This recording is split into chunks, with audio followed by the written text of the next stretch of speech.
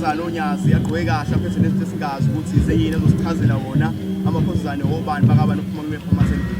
Mina igama lami ngukwanele Zondi, ngiphuma eThanda Inkolo Temple eMsinga eMabovini.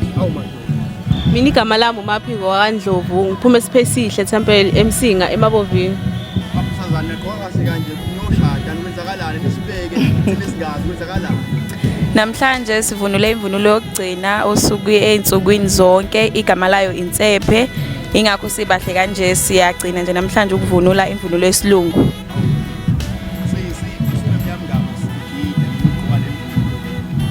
Unyaka wesibili ngaqala ngo-2018 then kwase kwayi-COVID ke njengoba ngikhathi ngizosina kwemanje. COVID isilimaze kakhulu.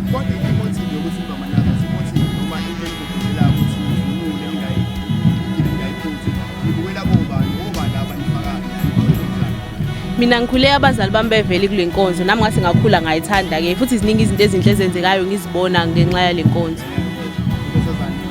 Nami ngikhuliswe ngaphansi kwayo le nkonzo, ngingasho ngithi nje ekukhuleni kwami ayikho enye inkonzo engikhule ngayo ekhaya ngaphandle kwale. Ilokho kungigqugquzela kakhulu abazali bami nje indlela abasikhulisa ngayo, basikhulisela nje ekuthenini siyithande le nkonzo, siyiphathe kahle njalo, siba amakhosazane kanjalo kanjalo nje. Uma kuthiwa kunento esontweni ngifisa ngathi ngiyayenza njalo njalo. Izinto ziningi ekhaya. Ngithandaza esihlokweni, ukugida, ukuhlabelela. Iyiphi into ukuthi cha mengenza into ngiphelele futhi ngifisa ukuthiwa cha ngiyenza every hour esukwini. Ukugida kanye nokuhlabelela. Cha ngezobona. Okay, ukugida ave ngikuthanda ukugida mina imgidwa la esontweni. Yebo. Nami ukugida futhi imvunulo yesilungu hayi shame ingenza ngizizwe kahle kakhulu. Awu manje. Njengamanje la into ngiyazi ukuthi asizini ukuphi into enjoyayo ngoba kuhluke kanje.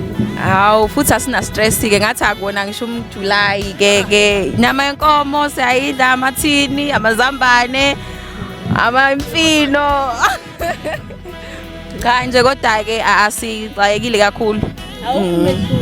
Kuyafana nje. Kuyafanele ukuthi kuyayifanela nje into esijwayele sikhulise ngayo nje uba sisho nje sikhule ngayo lento isegazini. Isegazini nje. Asidideki. Inhlobo ke mina ngimphikisa ngime phezulu ke mangabe uzosho njalo ukuthi ngizima, cha mawukhule ngakho ngako akunzima. Amakhosazane ngiyibona njengoba abazali bethu. Ake kuthiwa nangu umzala ukubeka manje. Mina uthanda ukumtshela umzala wakho. Uyinkosazane yakho ukuthi ma noma baba. Nangu umntana wakho ukuthi umzala wakho. Okay, ngithi ma wami Mazuma ngiyakuthanda futhi ngizoqhubeka ngiphathe kahle njengoba uhlezi ungikhulisa ukuthi ngiphathe kahle, ngizohlezi ngiphatha kahle ngenzele wena nje kuphela. Ngithi mina baba uNdlovu noma uMaphungula nje ngithi ngiyabonga kakhulu ukuthi ningikhulise phakathi kwale nkonzo le. Kuningi engikufundile futhi ngisazoqhubeka ngiphathe kahle ngisase inkosazana.